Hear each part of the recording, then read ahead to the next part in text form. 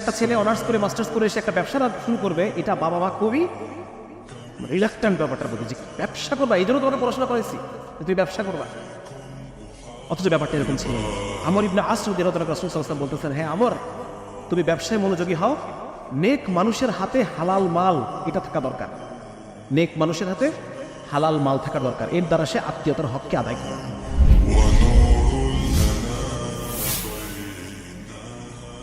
আসসালামু আলাইকুম ওয়া রাহমাতুল্লাহি ওয়া বারাকাতুহু। সবাই ভালো আছেন? আলহামদুলিল্লাহ, মাশাআল্লাহ। সকাল থেকে পুরো দিনব্যাপী প্রোগ্রাম, তো এই মুহূর্তে এসে আসলে কথা খুব বেশি লম্বা করাটা ঠিক হবে না, তাই না? অল্প অল্পের উপর দিয়ে শেষ করে দেওয়ার চেষ্টা করবো, যাতে আপনাদের আর সবচেয়ে বড় কথা হচ্ছে মানুষ মনোযোগ ধরে রাখা। এটা আসলে যেটা আমরা পড়েছি আর কি, 15 সেকেন্ডের বেশি মানুষ একটা বিষয়ে ফুল কনসেন্ট্রেট করতে পারে না।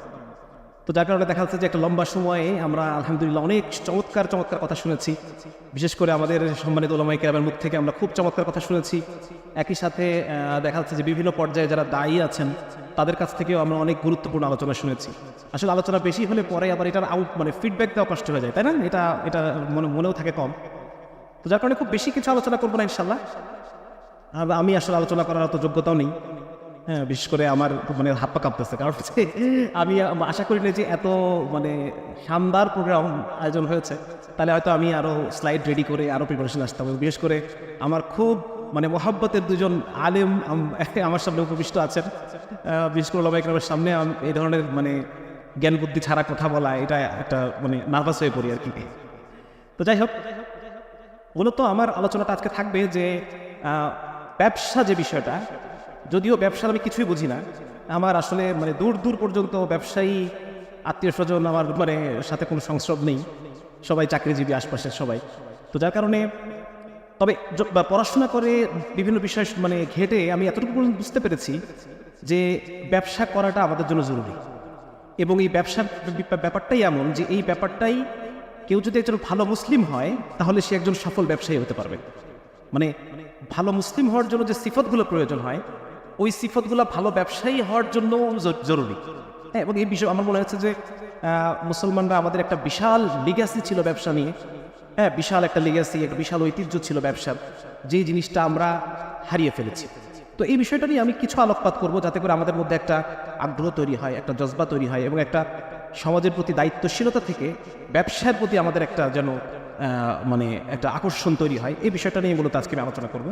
তো আসলে মূল ব্যাপারটা হচ্ছে, আমরা ছোটবেলা থেকে একটা জিনিস আমরা জানি যে আমাদের এই ভারতবর্ষ বা ভারত উপমহাদেশ, এটা বলা হয়ে থাকে বা এখনও বলা হয়, আমরা বিভিন্ন বিষয়ে ছোটবেলা থেকে আমরা এটা শিখে বড় হচ্ছি যে বাংলাদেশ, ভারত এগুলো কৃষি প্রধান দেশ, ঠিক না? আমরা কিন্তু এটা ছোটবেলা থেকে এটাই আমরা জানি যে এগুলো কৃষি প্রধান দেশ, হ্যাঁ। এবং আমাদের এটা বলা হয়ে থাকে যে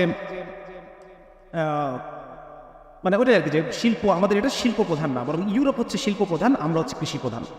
কিন্তু আমরা যদি আগের ইতিহাস দেখি, আসলে ইতিহাসের একটা বিরাট অংশ আমাদের কাছ থেকে যে কোনো কারণেই হোক আর যে কোনোভাবেই হোক এটাকে লুকিয়ে ফেলা হয়। এবং ইতিহাসের ব্রিটিশরা যখন আমাদের দেশে আসে, সে আসার আগে আমরা কি কৃষি প্রধান ছিলাম? তো যদি কেউ ইতিহাস ঘাটে তাহলে দেখবে যে না, আমরা আসলে কৃষি প্রধান দেশ ছিলাম না। হ্যাঁ, আওরঙ্গজেবের সময়, সম্রাট জাহাঙ্গীরের সময় ডক্টর ফ্রান্সিস বুকানন নামে একজন ভদ্রলোক এই পুরো উপমহাদেশ সফর করেছে এবং বিভিন্ন জায়গায় সে বোটানিক্যাল বিভিন্ন বিষয় নিয়ে বই লিখেছে, সামাজিক সাংস্কৃতিক বিভিন্ন বিষয় নিয়ে তিনি তার সফরনামাগুলোর মধ্যে উল্লেখ করেছেন। এবং উনি ওখানে বলছেন যে এটা সম্পূর্ণ ভুল ধারণা যে হিন্দুস্তানের সাধারণ পেশা কৃষি। উনি বলছেন যে এটা সম্পূর্ণ ভুল ধারণা যে হিন্দুস্তানের সাধারণ পেশা কৃষি, মূলত হিন্দুস্তানিরা শিল্পজীবী। এটা সম্রাট জাহাঙ্গীরের সময় উনি এই রিপোর্ট দিচ্ছেন, হ্যাঁ। এবং উনি বলছেন যে তাদের উৎপাদিত কাপড় এবং অন্যান্য শিল্পজাত দ্রব্য ছিল খুবই উন্নত। এবং উনি আরেকটা জায়গায় উনি বলতেছেন যে যে পরিমাণ মানুষ কৃষিজীবী, ঠিক ওই পরিমাণ মানুষই শিল্পজীবী। তো সেই হিসেবে আসে যে উনি পরে আরেকটা জায়গায় বলতেছেন যে 40% মানুষ কৃষিজীবী, তার 100 ভাগের মধ্যে 40 ভাগ কৃষিজীবী, 40 ভাগ শিল্পজীবী। এবং ওই সময়টাকে আমাদের যারা হিস্টোরিয়ান তারা বলতেছে এটা শিল্প বিপ্লব তো তখন হয় নাই, এটাকে তারা বলতেছে প্রোটো ইন্ডাস্ট্রিয়ালাইজেশন। এবং এখানে কুটির শিল্প, মূলত কুটির শিল্প, হ্যাঁ। দেখা যাচ্ছে যে একটা যৌথ পরিবারের এখান থেকে তারা মুসলিম তৈরি করতেছে, ব্যাপারটা ছিল এরকম, হ্যাঁ। এবং সেই মুসলিম ব্যাপারীরা সেগুলোকে সংগ্রহ করছেন এবং বিভিন্ন জায়গায়, সারা পৃথিবীর বিভিন্ন জায়গায় তারা এটাকে সাপ্লাই দিচ্ছেন। আচ্ছা, তারপর আমরা একটু দেখি যে কী ধরনের শিল্প ছিল, এটা নিয়ে আমি যদি একটু বলতে চাই যে এইটা বলতেছেন আওরঙ্গজেবের যিনি ব্যক্তিগত চিকিৎসক ছিলেন ফ্রান্সিস বার্নিয়ার, উনি ওনার ভ্রমণকারীর মধ্যে এটা লিখতেছেন যে ভারত কি কি জিনিস সারা দুনিয়ায় তারা রপ্তানি করত। মসলিন, সিল্ক, প্রিন্টের কাপড়, এমব্রয়ডারি, পাটের গালিচা, তামা পিতলের পাত্র, গহনা, লেদার প্রোডাক্ট, অস্ত্রপাতি, পারফিউম। আজকে পারফিউম আমরা কিনি কোথা থেকে? পুরোটা ইউরোপ থেকে, তাই না? ইটালি, ফ্রান্স, এখান থেকে আমাদের পারফিউম আসে। অথচ হিন্দুস্তান আমরা একসময় পারফিউম সারা পৃথিবীতে রপ্তানি করতাম, ঠিক আছে? তারপর হচ্ছে অস্ত্রপাতি, পারফিউম, হাতির দাঁতের কারুকাজ এবং কাগজ, এই জিনিসগুলো সারা পৃথিবীতে এই ভারতীয় উপমহাদেশ এবং আরো স্পেসিফিক্যালি যদি বলি বেঙ্গল, আমরা রপ্তানি করতাম, ঠিক আছে? এবং আরেকটা জিনিস উনি বলছেন যে হিন্দুস্তান প্রসঙ্গে এই মূলত উনি চিঠিটা লিখেছেন ফ্রান্সের যিনি অর্থ সচিব, অর্থমন্ত্রী, মানে সেক্রেটারি অফ ফিন্যান্স মানে অর্থমন্ত্রী, তো ওনাকে মসিয়ে কলবার্ট, ওনাকে উদ্দেশ্য করে উনি লিখেছেন এবং উনি উল্লেখ করছেন যে হিন্দুস্তানের ব্যাপারে একটা বিষয় খুবই লক্ষণীয়, সেটা হচ্ছে যে সোনা রূপা হিন্দুস্তানে যেটা ঢুকে এটা হিন্দুস্তান থেকে কোনো বাইরে বের হয় না। মানে হিন্দুস্তানিরা কথার কথা, আমি তুর্কি কফি কিনবো, সেখানে আমি সোনা দিয়ে কিনবো না, আমি হিন্দুস্তানি প্রোডাক্ট দিবে, তুমি এর বদলে আমাকে কফি দিবা। তার মানে সারা পৃথিবী থেকে সোনা যেগুলো হিন্দুস্তানে ঢুকতো, উনি বলতেছেন এই সোনার কোনোদিন বের হইতো না। তাহলে সেই সোনা এখন কই?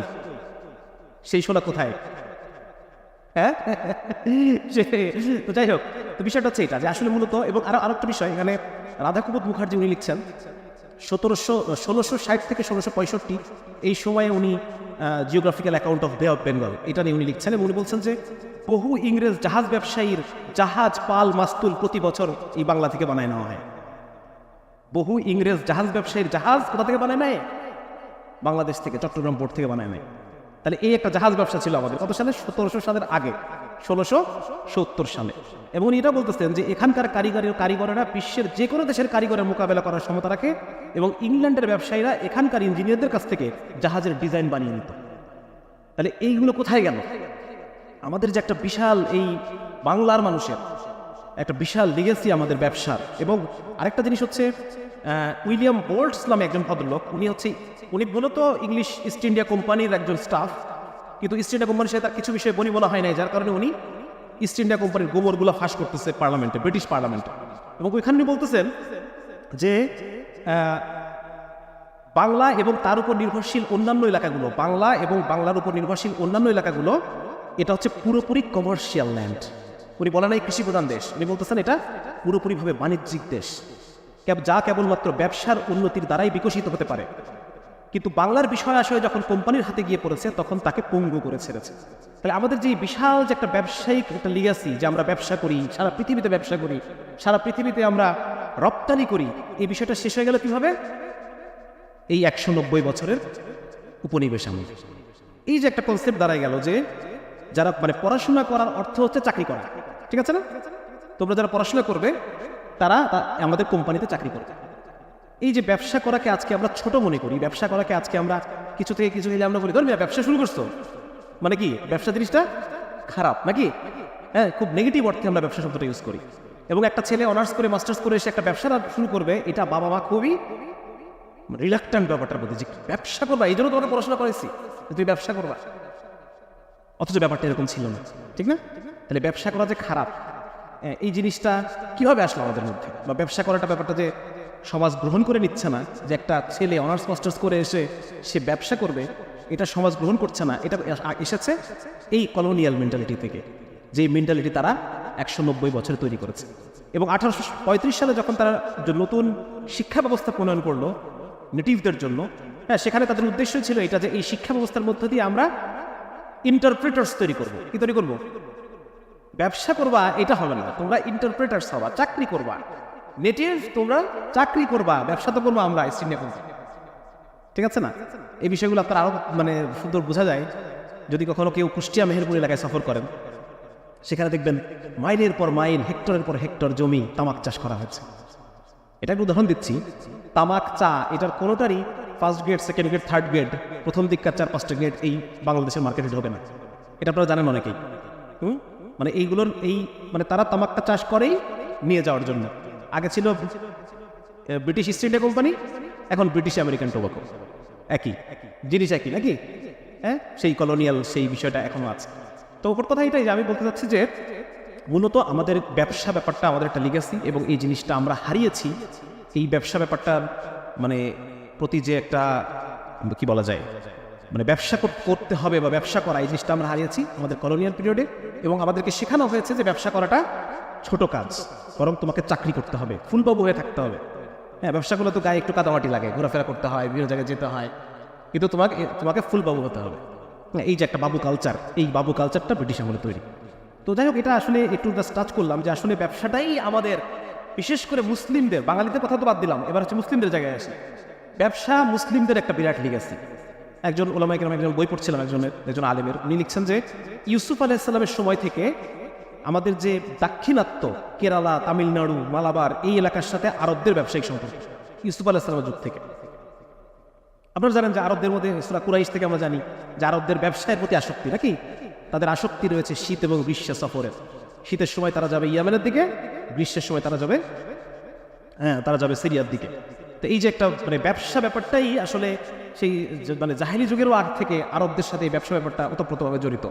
এবং এই পরবর্তীতে যে এই যে আপনারা খুব খেয়াল করলে দেখবেন যে শ্রীলঙ্কার মুসলিমরা কোন মাযহাবের, কারো কোনো ধারণা আছে কিনা? শ্রীলঙ্কার জামাতের সাথে কেউ কখনো চলেছেন কিনা? শ্রীলঙ্কার মুসলিমরা শাফি। ভারতের দাক্ষিণাত্য, দক্ষিণ দিকের যে মুসলিমরা, এরা শাফি মাযহাবের। মালয়েশিয়া, ইন্দোনেশিয়া শাফি মাযহাবের। তাহলে দেখছেন যে এই যে মানে সি কোস্ট বরাবর যে জায়গাগুলো, এরা শাফি মাযহাবের। এর পেছনে কারণ হচ্ছে এই এলাকায় ইসলাম ছড়িয়েছে ব্যবসায়ীদের দ্বারা। কাদের দ্বারা? ব্যবসায়ীদের দ্বারা। হ্যাঁ, মানে এই এলাকায় তো কোনো মুসলিম আর্মি যায় নাই। মুসলিম আর্মি এসেছে উত্তর ভারতে, বাংলায়। কিন্তু বিশাল যে একটা দক্ষিণ ভারত, শ্রীলঙ্কা, আমাদের বাংলাদেশের নোয়াখালী এলাকা, তারপর হচ্ছে চট্টগ্রাম এলাকা, তারপর যদি আমরা আরাকানের দিকে যাই, আরাকান, তারপর মায়ানমারের কিছু অংশ, মালয়েশিয়া, ইন্দোনেশিয়া, ব্রুনেই, এইসব, ফিলিপাইন একসময় মুসলিম সংখ্যাগরিষ্ঠ দেশ ছিল। ফিলিপাইনের রাজধানী হচ্ছে ম্যানিলা, নাকি? ম্যানিলা না, এটা আমানিল্লাহ, নাম ছিল আমানিল্লাহ। এটা অপভ্রংশ হতে হতে ম্যানিলা হয়ে গেছে। তো এই জায়গাগুলোতে ইসলাম ছড়ানো, এটার মাধ্যম ছিল ব্যবসা। এবং আমরা একটা খুবই আমরা মানে আপনারা অনেকে জানেন আমি তাবলীগের সাথে সম্পর্কযুক্ত, এবং এখানে খুব একটা ঘটনা আমরা খুব উল্লেখ করা হয়, আলেমরা বয়ানে বলেন বা অন্যরা বয়ানে বলেন। সেটা হচ্ছে সাহাবীরা যখন প্রথম চীন দেশে গেলেন, ক্যান্টন শহরে, সেখানে তারা প্রথম কি করলেন? প্রথম তারা ব্যবসা শুরু করলেন। এবং ব্যবসা শুরু করার মধ্যে তাদের কিছু বিশেষ বৈশিষ্ট্য ছিল, আমরা আলোচনা করবো সামনে ইনশাআল্লাহ। আর যদি আপনাদের বিরক্ত লাগে তাহলে তাড়াতাড়ি শেষ করে দেবো। হ্যাঁ, তো ব্যবসার বৈশিষ্ট্য ছিল, এক নম্বর হচ্ছে তারা বিকৃত মাল ফেরত নিতেন। রাসূলুল্লাহ সাল্লাল্লাহু আলাইহি ওয়াসাল্লাম হাদিস অনুসারে তারা যখন ক্রেতাকে কোনো প্রোডাক্ট দিতেন, পাল্লাটা একটু ঝুঁকিয়ে দিতেন। 1 কেজি কিনছে, তাকে আমি 1 কেজি 30 গ্রাম দিলাম। তারা বিকৃত মাল ফেরত নিতেন। পণ্য যখন তারা বিক্রি করছেন, পণ্যের দোষ বলে দিতেন। আচ্ছা, এটা পণ্যের দোষ বলা সম্পর্কে একটা ঘটনা মনে পড়লো, আপনার একটা বলি। মোহামেন পাটোয়ারি ভাই নামে একজনকে তারা তো অনেকেই ছিলেন, হ্যাঁ, অর্থনীতিবিদ হিসেবে, তরুণ অর্থনীতিবিদ হিসেবে মাশাআল্লাহ বেশ ভালো কিছু বই উনি লিখেছেন।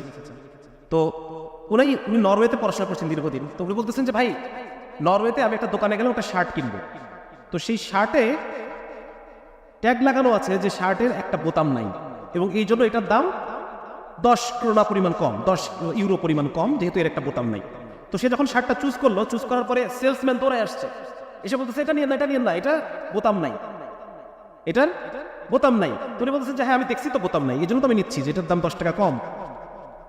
পরে যখন যে ক্যাশে যে লোকটা বসে, সেও বলতেছে ভাই দেখেন, কিন্তু বোতাম কিন্তু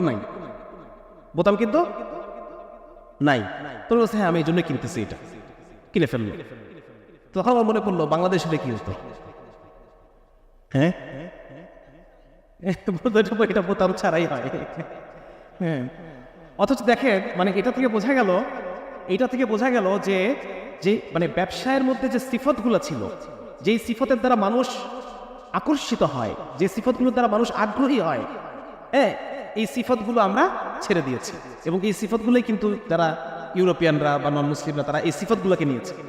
হ্যাঁ, তো যে এটা এই প্রসঙ্গে আসলো যে ওই সাহাবীরা যখন চীনের ক্যান্টনে গেলেন, সেখানে তারা এই রাসূলুল্লাহ সাল্লাল্লাহু আলাইহি ওয়াসাল্লামের যে সুন্নাত পদ্ধতি অনুসারে ওনারা ব্যবসা শুরু করলেন।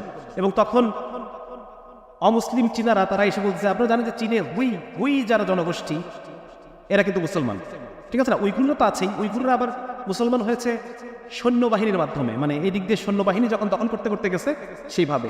কিন্তু চীনের দক্ষিণ দিকে হুই জনগোষ্ঠী, বিশাল একটা পপুলেশন, সেই হুই জনগোষ্ঠী মুসলমান হয়েছে আমাদের এই যে সুফি মেহনত বা ব্যবসায়ীদের দানাগোনা এর মাধ্যমে।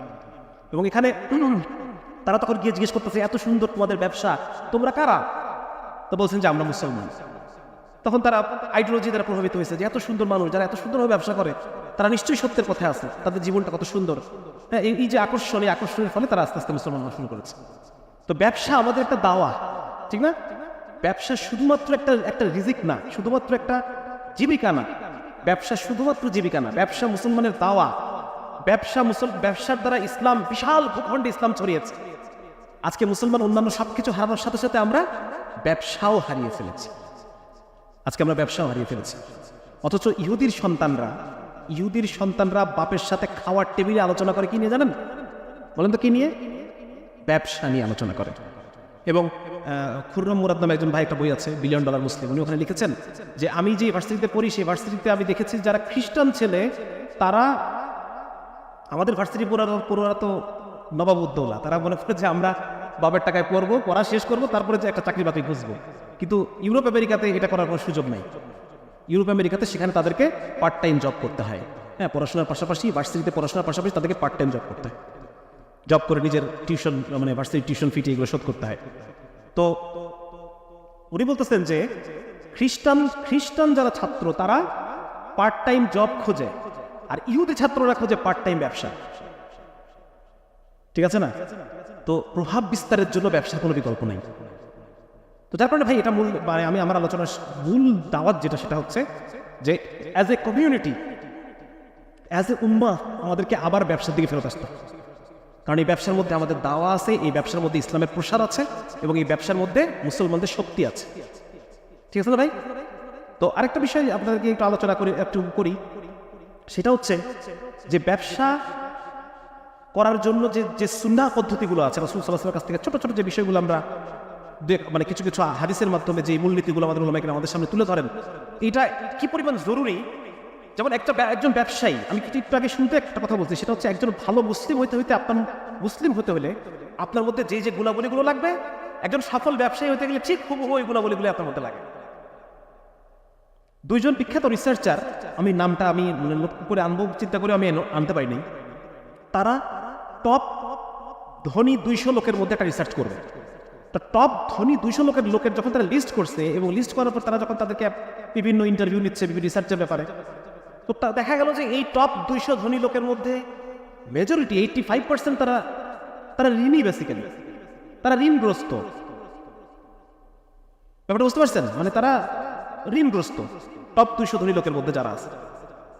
তখন ওরা চিন্তা করলেন যে লোক ঋণগ্রস্ত, সে তো আসলে রিয়েল ধনী তো সে না। কথার কথা, যে মানুষটার ক্রেডিট কার্ড আছে, এই মানুষটা কি ঋণগ্রস্ত নাকি সে স্বাবলম্বী? হ্যাঁ, সে তো এই মাসের খরচ করে ফেলতেছে, সে তো ঋণগ্রস্ত, তাকে এই ঋণটা তো শোধ করতে হবে মাস শেষে, ঠিক না? তো ওনারা দেখলেন যে এই যে যারা এই যে টপ ধনী বলে আমরা যাদেরকে মনে করতেছি, যাদের ঠাট বাটের কোনো অভাব নাই, এই মানুষগুলো বেসিক্যালি তারা ঋণগ্রস্ত, এবং এরা প্রকৃত ধনী না। তাই প্রকৃত ধনী কারা? ওনারা আরো 200 লোকের লিস্ট করলেন, যে বাবা ধনী ছিলেন না, সে নিজ প্রচেষ্টায় ধনী হয়েছে, এই ধরনের কিছু মানুষ নিজ প্রচেষ্টায় ছোট থেকে সে কোম্পানি দাঁড় করিয়েছে, ধনী হয়েছে, এরকম 200 লোকের লিস্ট করলেন। তো ইন্টারভিউ যখন তারা নিতে গেলেন, তখন তারা দেখলেন যে আশ্চর্য ব্যাপার, যারা বসে আছে এদের পোশাক আশাককে কাউকে ধনী মনে হচ্ছে না, কাউকে মনে হচ্ছে না যে এই লোকগুলো মিলিয়নিয়ার বিলিয়নিয়ার। তার মানে প্রকৃত ধনী যে লোকটা নিজে কষ্ট করে মেহনত করে সে হাতের কামাই করে যে উঠে আসছে, এই মানুষটার এই মানে দেখালে পোনা যে বিষয়টাকে বলে, কি আপনাদের কি বলে জানি না, হ্যাঁ, লৌকিকতা বা শো অফ, হ্যাঁ, এই বিষয়গুলো তাদের মধ্যে কম থাকে। তারা গবেষণার মধ্যে এই বিষয়টা আসলো আর, হ্যাঁ। এবং আপনারাও খেয়াল করে দেখবেন যে ওই যে উদাহরণ দিচ্ছে কি জানো, ফেসবুকের যিনি উদ্যোক্তা, ফেসবুকের মার্ক জাকারবার্গ, তাকে আপনারা এক কালারের গেঞ্জিতেই তাকে আপনারা দেখতেন। ওই একটা কালারেরই তার 10-15টা গেঞ্জি আছে। তার কথা হচ্ছে যে আমি গেঞ্জি চুজ করতে গিয়ে সময় ব্যয় করবো, এইটা মানে কোন কালার আমি আজকে পরলে ভালো হবে, এই সময় ব্যয় করতে আমি রাজি নেই, তার কথা হচ্ছে এটা। তো যত মানে বড় যারা মানে ব্যবসায়িক দিক থেকে যারা সফল হয়েছে, সাদাসিধা জীবন, ছোট থেকে শুরু করা, হ্যাঁ, তারপর হচ্ছে আপনার কি বলা যায় যে বিষয়গুলো আছে, যেমন একজন ব্যবসায়ী তার একজন ব্যবসায়ীর জন্য আখলাক শেখা জরুরি, ঠিক না? তাকে ক্রেতা বান্ধব হইতে হবে, তাকে কাস্টমারের সাথে কর্মচারীদের শুদ্ধ ব্যবহার করতে হবে। সে যদি সফল হতে চায়, ব্যবসা শুরু করলাম, শুরু করার পরে যেমন তেমন করে আমি আমার পার্টনারের সাথে খারাপ ব্যবহার করলাম, পার্টনারকে আমি লেনদেনে মোয়ামেলাত আমার সাফ না, তাহলে ব্যবসাটা নষ্ট হয়ে যাবে। কিন্তু কেউ যদি সফল হতে চায় তাকে এই বিষয়গুলোতে খেয়াল রাখতে হবে কিনা, তাকে এই বিষয়গুলোতে খেয়াল রাখতে হবে। লেনদেন সাফ হওয়া, আমানতদারিতা, মজুরি যথাসময়ে পরিশোধ করা, এই বিষয়গুলো একটা সফল ব্যবসার জন্য গুরুত্বপূর্ণ। ব্যবসা করলে পরে আকীদা সহি হয়। কিভাবে আকীদা সহি হয়? যেমন যে ব্যক্তি, আমি চাকরি করি, আমি দেখতেছি যে প্রতি মাসে আমার একটা ইনকাম চলে আসতেছে, তো সে কোম্পানি থেকে হওয়া দেখে, কিন্তু ব্যবসায়ী আল্লাহ থেকে হওয়া দেখে, যে এই মাসে আমার যে ইনকাম, সামনের মাসে তো পরের মাসে তো সেটা হলো না, কমে গেল, ঠিক না?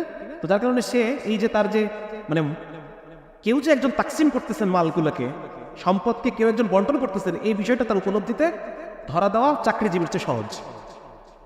তাহলে ব্যবসাটা মানে ইসলাম বান্ধব ব্যাপারটা, ইসলামের সাথে ব্যবসা ব্যাপারটা যায়। হ্যাঁ, আচ্ছা, তারপর সম্পদ যে ক্ষণস্থায়ী জিনিস, এই মাসে আমার এত লাভ হলো, পরের মাসে এত লাভ হলো না, পরের মাসে খরচ হয়ে গেল, কোনো মাসে লোকসান হয়ে গেল। তাহলে সম্পদ যে ক্ষণস্থায়ী, এই পৃথিবী যে ক্ষণস্থায়ী, এই বিষয়গুলো তার উপলব্ধিতে বেশি ভালো করে ধরা দেয়। তারপর হচ্ছে ব্যবসার দ্বারা ব্যবসায়ী তাওয়াক্কুল শেখে। কি শেখে? সে আল্লাহর উপর ভরসা করতে শেখে।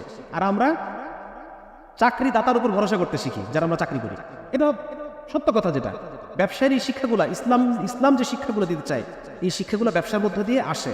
আল্লাহর সাথে সম্পর্ক তৈরি হয়, তার আমলের উপর নির্ভরতা বাড়ে, সে আমল করে আল্লাহর কাছ থেকে মানে চায়, ঠিক আছে না? দোয়ার উপরে তার নির্ভরতা বাড়ে, তার তকদিরে বিশ্বাস বাড়ে, তকদিরের উপর বিশ্বাস বাড়ে, লেগে থাকার যোগ্যতা, তার দেখেন সবগুলো কিন্তু ইসলামের সাথে যায়। লেগে থাকার যোগ্যতা, সবর করা, আশা করা, আশা, হ্যাঁ, আল্লাহর উপরে আশা রাখা।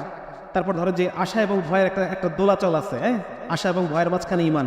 ছোট থেকে শুরু করা, পরিশ্রম করা, কোনো কাজকে ছোট মনে না করা, ঠান্ডা মাথা রাখা, ঠান্ডা মাথা, ঠিক আছে না? তাড়াহুড়া প্রবণ না হওয়া, বদমেজাজি না হওয়া, আল্লাহর দানশীলতার উপরে ভরসা। এই যে দেখেন প্রত্যেকটা গুণ কিন্তু ইসলাম আমাদেরকে শেখাতে চায়, ঠিক আছে না? তো যার কারণে দেখেন যে ব্যবসা ব্যাপারটাই ইসলামের সাথে যায়। এবং ব্যবসা যখন আমি রাসূল সাল্লাল্লাহু আলাইহি ওয়াসাল্লামের আল্লাহর হুকুম এবং রাসূলের সুন্নাত তৈরি করার চেষ্টা করব, এই ব্যবসাটা হবে খিদমতে খালক।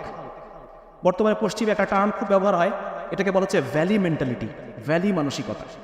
এটা কি জিনিস আপনাদের একটু বলি, আপনারা একটু রিলেট করেন। সেটা হচ্ছে ক্রেতাকে খুশি রাখার চেষ্টা করা। ক্রেতাকে, তাহলে ওই হাদিসের সাথে রিলেট করেন যে যখন দিবা পাল্লাটা একটু ঝুঁকায় দাও, পাল্লাটা ক্রেতাকে খুশি করার চেষ্টা করা। 2 নম্বর হচ্ছে কর্মচারীদেরকে সন্তুষ্ট করার চেষ্টা করা। শ্রমিকের ঘাম শুকানোর আগেই তার মজুরি দিয়ে দাও। খুশি? আচ্ছা, খুশি। 3 নম্বর হচ্ছে গ্রাহকের সমস্যার সমাধান খোঁজা, যে আমার যারা কাস্টমার তাদের এই প্রবলেমগুলো হচ্ছে, এটাকে আমি কিভাবে সলভ করতে পারি। সবচাইতে যোগ্য লোক দিয়ে সমস্যার সমাধান করা সবচেয়ে সেরা উপায়। পৃথিবীতে অর্থবহ কোনো পরিবর্তন আনার চেষ্টা করা, এবং সবকিছু কিভাবে আরো সুন্দর করা যায়, হ্যাঁ, ইহসান করা যায়, কিভাবে সুন্দর করা যায় সেই চেষ্টা করা। তাহলে এই কয়েকটা জিনিসকে বলা হচ্ছে পশ্চিমে ভ্যালি মানসিকতা, ভ্যালি মেন্টালিটি। ইসলাম তো এটা চাচ্ছে নাকি? ইসলাম তো ইহসান চাচ্ছে, ইনসাফ চাচ্ছে। 1400 বছর ধরে ইসলামী কথাটাই বলতেছে, ঠিক না? তো এই এখন দেখা গেছে যে সমস্ত বড় বড় কোম্পানিগুলো এই ভ্যালি মেন্টালিটি অনুসারে কাজ করে, তাদের ইয়ার এন্ড তাদের যে লাভ, এটা বেড়ে গেছে, অনেক বেশি লাভ। যদিও মনে হচ্ছে যে ক্রেতাকে খুশি রাখতে গেলে আমার কিছু অতিরিক্ত আমার চলে যাচ্ছে, হ্যাঁ, তারপরে স্টাফকে খুশি রাখতে গেলে আমার অতিরিক্ত চলে যাচ্ছে, কিন্তু বছর শেষে দেখা যাচ্ছে বারাকা হয়ে গেছে, বরকত হয়ে গেছে, ঠিক আছে না? তো এইটা হচ্ছে আরেকটা বিষয়। তাহলে দাওয়া বিষয়টা তো আমি আলোচনা করেছি। তো সব মানে বলতে চাচ্ছি যে এটা আসলে আমাদের ব্যবসা ব্যাপারটার দিকে ফোকাস হওয়া দরকার। ব্যবসা ব্যাপারটা আমাদেরকে আবার ফিরে আনা দরকার। চাকরির উপরে নির্ভরতা কমানো দরকার, হ্যাঁ। এবং সেই সাথে আরেকটা বিষয় যে মানে প্রোডাক্টিভ হওয়া, এই যে মানে বেশি ইনকাম করা। যেমন ধরেন একটা জিনিস আপনারা অনেকেই জানেন, সেটা হচ্ছে যে বর্তমানে এই মুহূর্তে মার্কেটে কত টাকার নোট থাকবে এটা কিন্তু কম বেশি ফিক্সড, ঠিক না? যেমন প্রতি বছর বাংলাদেশ ব্যাংক মুদ্রাস্ফীতি ক্যালকুলেশন করে নতুন করে নোট ছাপে, মুদ্রাস্ফীতিটা ক্যালকুলেশন করে নতুন করে নোট ছাপে। কিন্তু এখন এই মুহূর্তে এই মার্কেটে এই সবার হাত মিলায়ে কত টাকা আছে, কত টাকা থাকবে এই বাংলাদেশে, 1000 টাকার নোট কয়টা থাকবে, 500 টাকার নোট কয়টা থাকবে, 10 টাকার নোট কয়টা থাকবে, এই বিষয়টা মোরাললেস ফিক্সড। তাহলে এইটা যদি যে ব্যক্তি দিন বুঝে, উলামায়ে কেরামের সাথে সম্পর্ক রাখে, ইসলামের প্রতি ইসলামের প্রতি তার আগ্রহ রাখে, আমরা যদি আমাদের নোটগুলো বুঝে না নেই, তাহলে এই নোটগুলো কোথায় গিয়ে পড়বে? কার হাতে গিয়ে পড়বে? যে দিন বুঝে না, যে মদ খায়, যে টাকাগুলো নিয়ে বিদেশে পাঠায় দেয়, এই লোকগুলোর হাতে নোটগুলো গিয়ে পড়বে। ঠিক আছে না? সুতরাং প্রোডাক্টিভ হওয়া, বেশি আয় করা, এই বিষয়গুলো আসলে মানে ইসলামের সাথে ব্যাপারগুলো সাংঘর্ষিক না।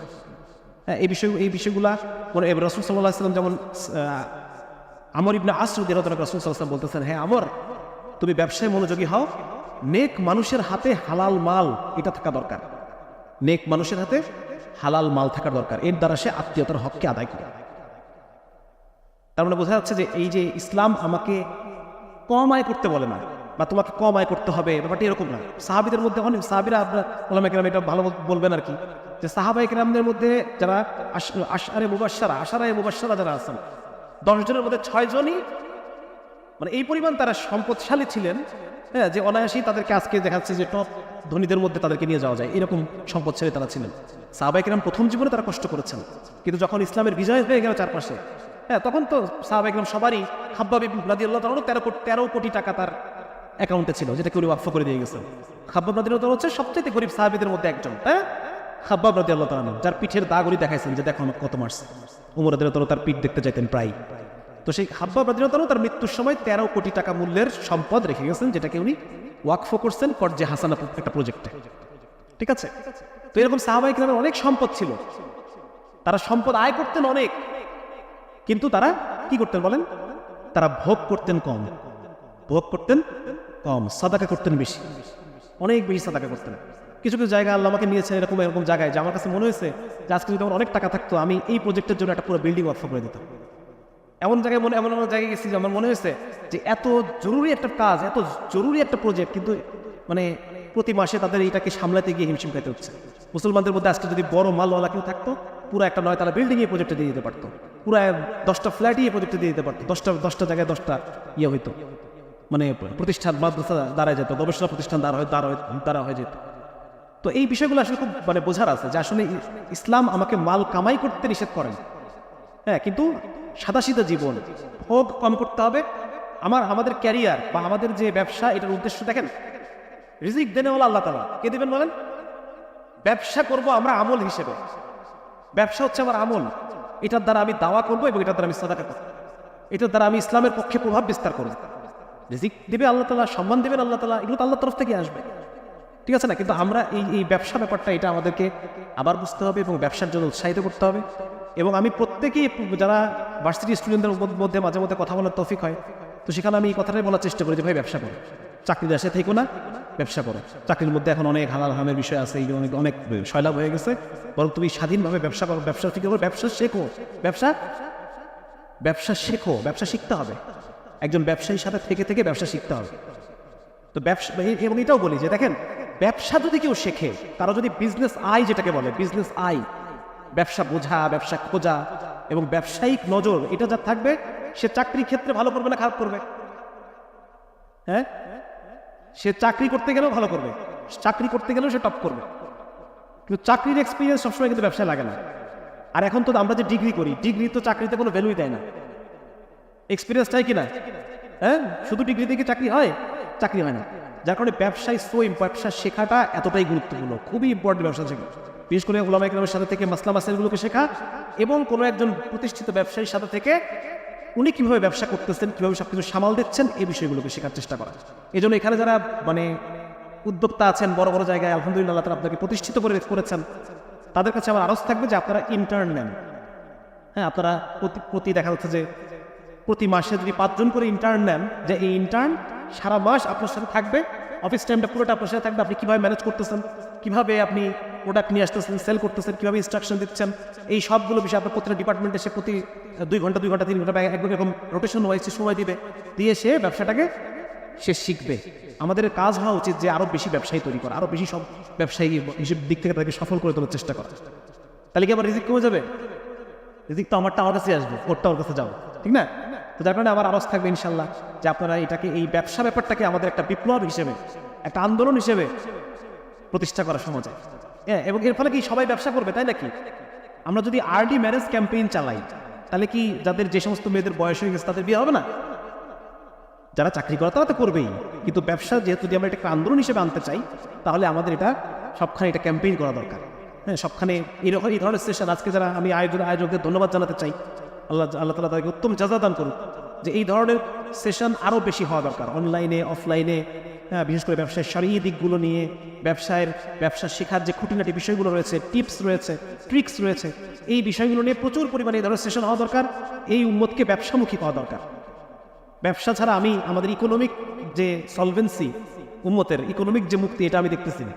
চাকরি করা বিষয়টা এতটাই কঠিন হয়ে গেছে, বিশেষ করে দিনদারদের জন্য, যারা ইসলামকে ধারণ করতে চায় তাদের জন্য চাকরি করা আরও কঠিন।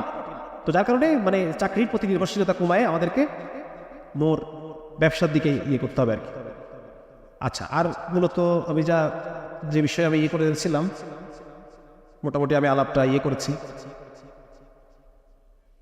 আচ্ছা, আরেকটা বিষয় হচ্ছে আপনাদেরকে বলতে চাই, যেহেতু এটা মানে শুধু অনেকে ব্যবসা করবেন না, চাকরি করবেন, সেক্ষেত্রে তাদের উদ্দেশ্যে আমার আরজ থাকবে যে শুধু ডিগ্রির উপরে নির্ভরশীল হবেন না, বরং স্টুডেন্ট লাইফ থেকেই আপনি চেষ্টা করেন এটাকে বলে ক্যারিয়ার ক্যাপিটাল বাড়ানোর চেষ্টা করতে হবে। হ্যাঁ, যেটা এমন হতে পারে যে কিছু ভাইয়ের সাজেশন দিয়েছেন যে এমন হতে পারে আপনি কোনো একটা প্রতিষ্ঠানে আপনি বলেন যে আমাকে বেতন দেওয়ার দরকার নেই, আমি আপনাদের সাথে শুধু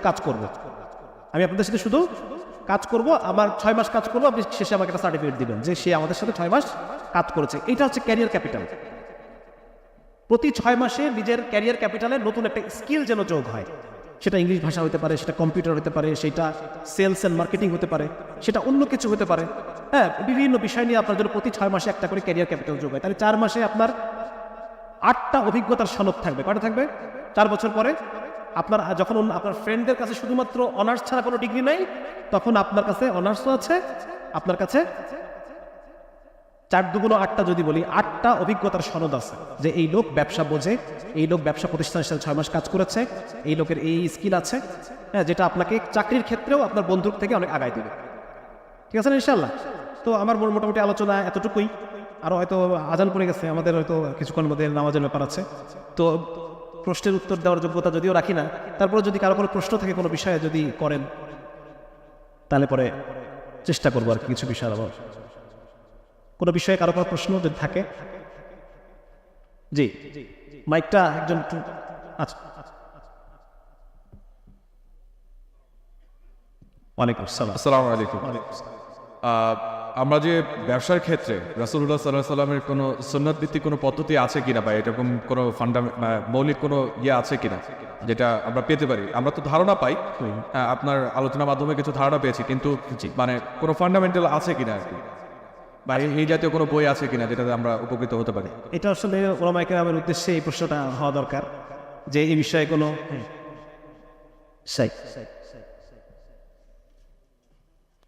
ভাই যে প্রশ্নটি করেছেন, ব্যবসার ক্ষেত্রে যে শরিয়া সুন্নাহ, কীভাবে খুঁজে পাবো ব্যবসার ক্ষেত্রে সুন্নাহ কী কী, এ বিষয়ে বাংলা ভাষায় বইগুলো খুব একটা অ্যাভেলেবেল না। আরবিতে খুব ভালো চমৎকার কিছু বই আছে, এটা হলো প্রথম একটা সোর্স। আরবি আপনি অনেকে পড়তে পারবে না, আমি আরেকটা অপশান দিব আপনাদেরকে। যারা আরবি জানেন তাদের জন্য ডক্টর আফফান ওনার একটা বই আছে, যারা আরবি জানেন তাদের জন্য বলছি, ফিকহু তাজ আল মুসলিম, একজন মুসলিম ব্যবসায়ী কেমন হবে, 400 পৃষ্ঠার বই। যারা আরবি জানেন তারা অনলাইনেও পাবেন, এটা অ্যাভেলেবেল। এবং ওইটার মধ্যে আজকে শক্তি ভাই যা বলেছেন, আপনার একজন মুসলিম ব্যবসায়ী কেমন হওয়া উচিত, অনেক বিষয় নিয়ে আলোচনা। এবং এখানে আমি জানি অনেক প্রকাশক আছেন, আমি অনুরোধ করব যে আপনারা এই বইটা বা এই ধরনের একটা বই আপনারা অনুবাদ করার উদ্যোগ নিতে পারেন। আইএফএ কনসালটেন্সি শারিয়া টিম আছে, রিসার্চার টিম আছে, আমরা ইনশাল্লাহ এটা এফোর্ট দেওয়ার চেষ্টা করবো ইনশাল্লাহ। আর আপনি স্পেসিফিকলি যেটা বলতে যাচ্ছেন যে আমরা ব্যবসায়ীদের সুন্নাত থেকে জানবো, এটা জানার এখন পর্যন্ত আমার জানা মতে বাংলাদেশে আইএফএ কনসালটেন্সি অনেকগুলো ব্যবসার উপর অনেকগুলো কোর্স আছে, ব্যবসায় সুন্নাহ প্রতিষ্ঠার উপর অনেকগুলো সহজবুদ্ধ প্রশিক্ষণ কর্মশালা আছে। আপনি এবং যারাই আপনার ব্যবসা ক্ষেত্রে সুন্নাহকে পরিপালন করার ইচ্ছা রাখেন, আমি অনুরোধ করবো আইএফএ কনসালটেন্সি ফেসবুক পেজে আপনার জাস্ট একটু চোখ বুলালে আপনার এই অনেক ইস্যুস আপনারা পেয়ে যাবেন ইনশাআল্লাহ। শুকরান। ফিকহু তাজের মুসলিম। আচ্ছা, তবে একটা কথা আছে, শেষ আর 5 মিনিট সময় নেব। তবে তবে তবে তবে একটা কথা আছে, সেটা হচ্ছে যে এটা আমাদের একটা জীবিকার একটা উপায়, তাই না? ব্যবসা ব্যাপারটা একটা জীবিকার একটা উপায়। আচ্ছা, পশু পাখিও তো জীবিকা করে, করে না? পশু পাখি জীবিকা করে না? পশু পাখি জীবিকা করে। ব্যবসার মাধ্যমে আমি যেরকম একটু আমি উপরে উঠতে চাই, পশু পাখি এরকম উপরে উঠতে চায় না? পশু পাখিও এরকম উপরে উঠতে চায়। তাদের মধ্যেও এই দেখেন যে একটা মেয়ে হরিণকে নিয়ে দুইটা পুরুষ হরিণের মধ্যে দ্বন্দ্ব। হ্যাঁ, একটা সিংহের পালের লিডার কে হবে, আলফা মেল কে হবে, সেটা নিয়ে পুরুষ সিংহরা মারামারি করে, পুরুষ গরিলারা মারামারি করে। তার মানে উপরে ওঠা, প্রভাব রাখা, প্রতিপত্তি রাখা, এই বিষয়টাও পশু পাখির মধ্যে আছে। তাহলে পশু পাখির মধ্যে নাই কি? আমরা আলাদা কেন? পশু পাখির চেয়ে আমরা আলাদা কিরকম, কিভাবে? পশু পাখিও 24 ঘন্টা খাবার দাবারের ফিকিরে থাকে, বিয়ে শাদীর ফিকিরে থাকে, বাচ্চা পালনের ফিকিরে থাকে। পশু পাখিও 24 ঘন্টা, মানে যারা একটু এগুলো থেকে যারা মুক্ত, তারা উপরে ওঠার ফিকিরে থাকে। তাই আমিও সেরকম, আমিও 24 ঘন্টা চাকরি করি, এই করি সেই করি, আমি একটু বড় ডাক্তার হইতে চাচ্ছি, বড় ব্যবসায়ী হইতে চাচ্ছি। পার্থক্য নাই তো কোনো, এগুলো সবই অ্যানিম্যাল ইনস্টিংক্ট, ঠিক না? তাহলে পশু পাখির সাথে আমার মূল পার্থক্য কোথায়? মূল পার্থক্য হচ্ছে পশু পাখির কোনো মিশন থাকে না, আমার আপনার একটা মিশন থাকতে হবে। একজন মানুষের একটা মিশন থাকবে, এবং একজন মুসলমানের তো আরো বেশি থাকবে একটা মিশন। তাকে একটা মিশন অবশ্যই থাকতে হবে। সে আশরাফুল মাখলুকাত, সে শেষ নবীর উম্মত। শেষ নবীর উম্মত, আল্লাহ তো চাইলে আমাকে অন্য কোনো নবীর উম্মত করে পাঠাতে পারতেন। শেষ নবীর উম্মত করে আল্লাহ কেন পাঠালেন? কারণ হচ্ছে আমাদের একটা মিশন আছে, এবং এই মিশন পালন করার উপযোগী আল্লাহ মনে করেছেন বলেই আমাদেরকে বাছাই করে করে আল্লাহ তাআলা আমাদেরকে শেষ নবীর উম্মত হিসেবে নিয়ে এসেছেন। সেই মিশনটা কি? সেই মিশনটা হচ্ছে রাসূলুল্লাহ সাল্লাল্লাহু আলাইহি ওয়াসাল্লামের স্বপ্নকে পুরা করা। তার স্বপ্ন কি ছিল? তার স্বপ্ন ছিল, একবার তিনি জিহাদ থেকে আসলেন, জিহাদ থেকে ফেরত আসার পর আল্লাহ রাসূল সবার আগে যেতেন তার মেয়ের ঘরে, ফাতিমা রাদিয়াল্লাহু তাআলা আনহা, তার ঘরে সবার আগে যেতেন, এবং তারপরে পর্যায়ক্রমে অন্যান্য আম্মাজানদের সাথে দেখা করতেন। তো ফাতিমা রাদিয়াল্লাহু তাআলা আনহার কাছে উনি গিয়েছেন, এবং যাওয়ার পরে ফাতিমা রাদিয়াল্লাহু তাআলা মানে ধুলাবালি, ঘাম, হ্যাঁ, শুকায় গেছে আব্বা। তো এটা দেখে মেয়ে ঝরঝর করে কান্না করে দিচ্ছে। নবীজি সাল্লাল্লাহু আলাইহি ওয়াসাল্লাম তার কপালে চুমা খেলেন, বললেন যে মাগো, তুমি কেঁদো না, তুমি দেখো তোমার বাবার এই দিন একদিন প্রত্যেক কাঁচা পাকা ঘরে পৌঁছায় যাবে। তাহলে প্রত্যেক কাঁচা পাকা ঘরে দিনকে পৌঁছানো, এইটা রাসূলুল্লাহ সাল্লাল্লাহু আলাইহি ওয়াসাল্লামের স্বপ্ন। এই স্বপ্ন পূরণ করবে কে? ইহুদি খ্রিস্টানরা? শুধু ওলামায়ে কেরাম? কে করবে বলেন? প্রত্যেক মুসলমানের এই দায়িত্ব ভাই, যে রাসূলুল্লাহ সাল্লাল্লাহু আলাইহি ওয়াসাল্লামের স্বপ্নকে পুরা করা।